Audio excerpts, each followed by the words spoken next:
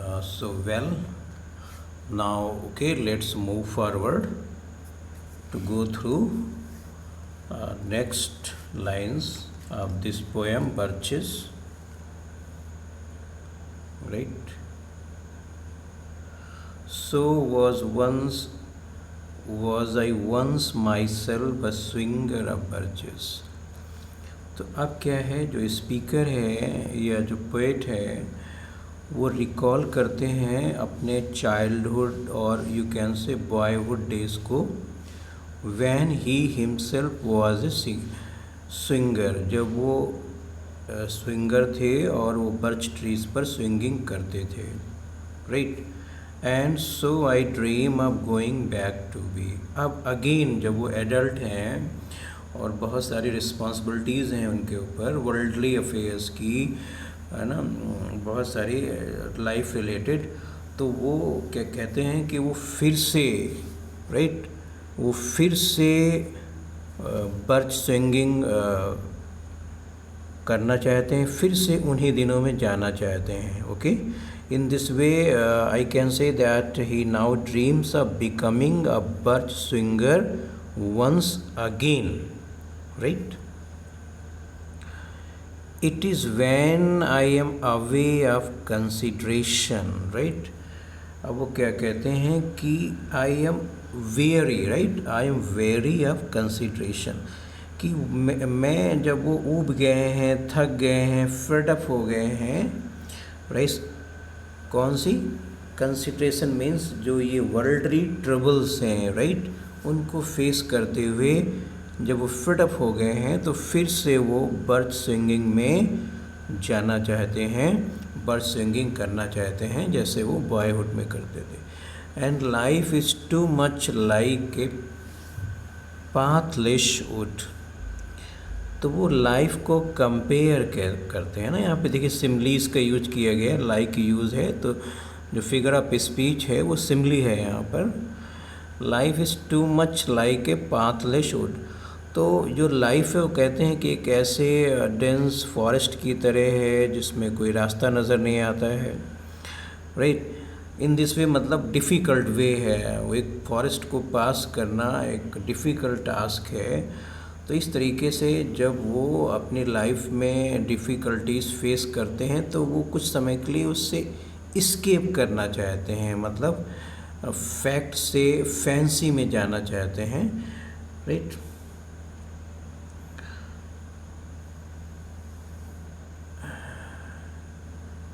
Where your face burns and trickles with cobwebs. तो वही है कि जब आप इस तरह के में ट्रैवलिंग करते हैं या लाइफ जीते हैं तो उसमें बहुत सारी ट्रबल्स आते हैं, जैसे कि कहते हैं फेस बर्निंग है, जब बर्न होता है तो टिकल्स होते हैं, जलन, इची फील होता है. विद द कॉबवेब्स का मतलब है कि जब आप आगे मूव करते हैं तो बहुत सारे जैसे स्पाइडर वेब फेस करते हैं. कहने का मतलब क्या है, कन्फ्यूज़न है. यहाँ पे जो कॉबवेब है एक्चुअली सिंबॉलिक है कन्फ्यूज़न का. Right. So broken across it and one eye is weeping from a twigs having glassed across it open. तो जैसे उन्होंने कहा लाइफ को कंपेयर किया एक फॉरेस्ट से, एक जंगल से उन्होंने किया, तो वहाँ पे एक जहाँ पे कोई क्लियर रास्ता नहीं है, वे नहीं है, तो जब आप आगे मूव फॉरवर्ड करते हैं तो वहाँ पे बहुत सारी ब्रांचेज हैं, बहुत सारी राइट ट्विक्स हैं, वो लग जाती हैं. उसी तरीके से जब लाइफ में आप अपने होते हैं, आगे मूव फॉरवर्ड करते हैं तो बहुत सारी ट्रबल्स फेस करनी पड़ती हैं.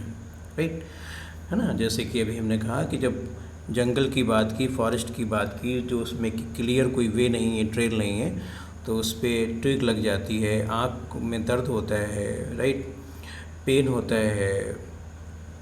From twigs having last across it open, so I'd like to get away from earth a while.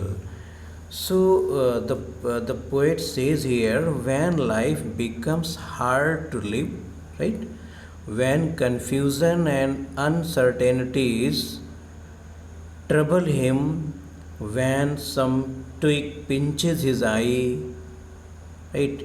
He would very much like to escape from the earth for some time. तो वो कुछ देर के लिए इस अर्थ से escape कर जाना चाहते हैं, right? To feel relaxed, to be relaxed. And then come back to it and begin over, right? फिर वो क्या कहते हैं कि दैट या कि वो अगेन वहाँ आ जाना चाहते हैं, उसी अर्थ पर आ जाना चाहते हैं. May no fate will fully misunderstand me and half grant what I wish and snatch me away. तो यहाँ पे पोएट कहते हैं, राइट, कि हाँ, जब वो लाइफ में ट्रबल फील करते हैं, फ्रीडअप होते हैं, तब वो उससे स्केप कर जाना चाहते हैं, बट हमेशा के लिए नहीं, कुछ समय के लिए, मोमेंट्री, राइट. और वो अगेन फिर से अर्थ पे आना चाहते हैं. वो क्या कहते हैं, इसको मिसअंडरस्टैंड नहीं होना चाहिए, मैं इसको गलत तरीके से नहीं समझा जाना चाहिए.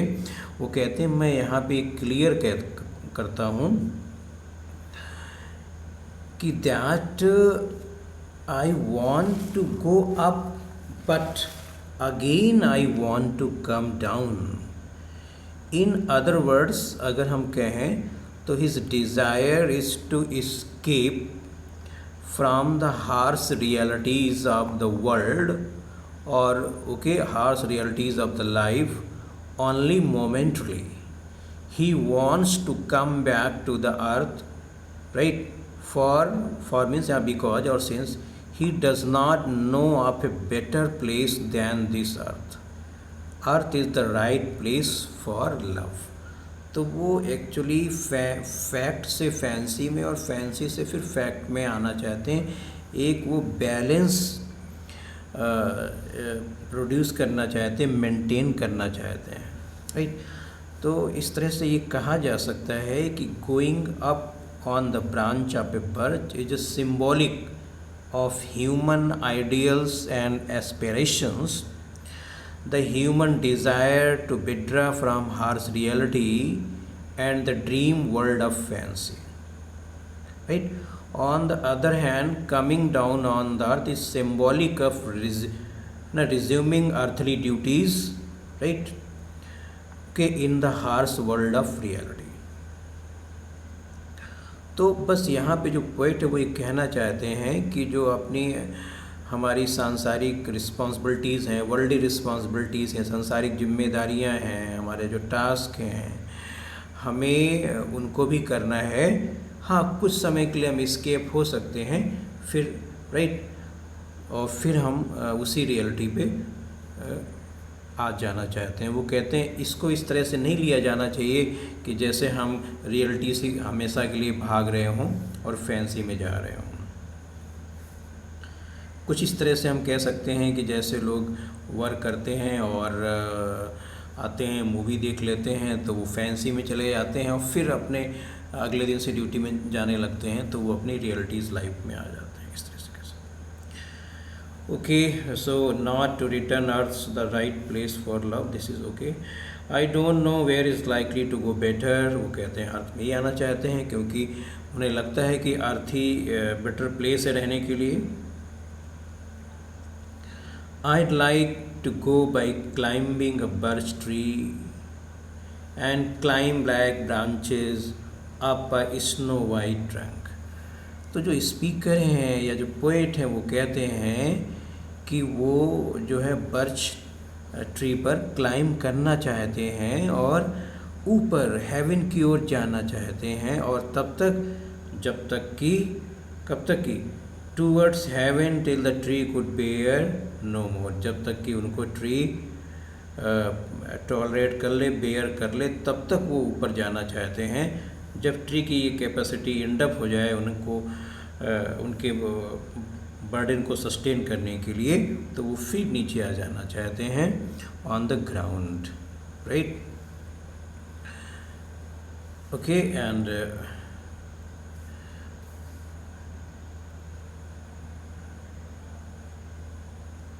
तो that would be good both going and coming back. One could do worse than be a swinger of birches. कहने का मतलब अगर आप वो स्विंगर ऑफ बर्चेस नहीं है तो उसकी कंडीशन वर्स्ट होगी। मतलब क्या है, पोएट कहना ये चाहते हैं कि एक लाइफ में एक बैलेंस की ज़रूरत है, राइट। हाँ, कि हमें हायर एस्पिरेशन, इच्छाएं रखनी चाहिए, आइडियल्स ऑफ लाइफ कि हमें और प्रोग्रेस करनी है और अब जाना है, लेकिन हमें अर्थ से अटैच रहना है, हमें अपनी ड्यूटीज़ करना है, राइट। तो कहने का मतलब ये है कि हमें टोटली एस्केपिस्ट नहीं होना है, राइट। अगर हम केवल रियलिस्टिक हो जाएंगे, केवल रियल वर्ल्ड में ही हार्श रियलिटी को ही हमेशा फेस करेंगे तो हमारा जीवन और टफ हो जाएगा। तो वो कहते हैं कि it is better to be a swinger of birch. कहने का मतलब ये है कि एक बैलेंस बनाने की ज़रूरत है कि जब हम फेड अप हों तो हम फैंसीफुल हो जाएं और इसके बाद फिर से हम रियलिटी में कम बैक हो जाएं, right. In this way I think that through the swinging of the birch tree the poet tells us lots of things about life. Thanks.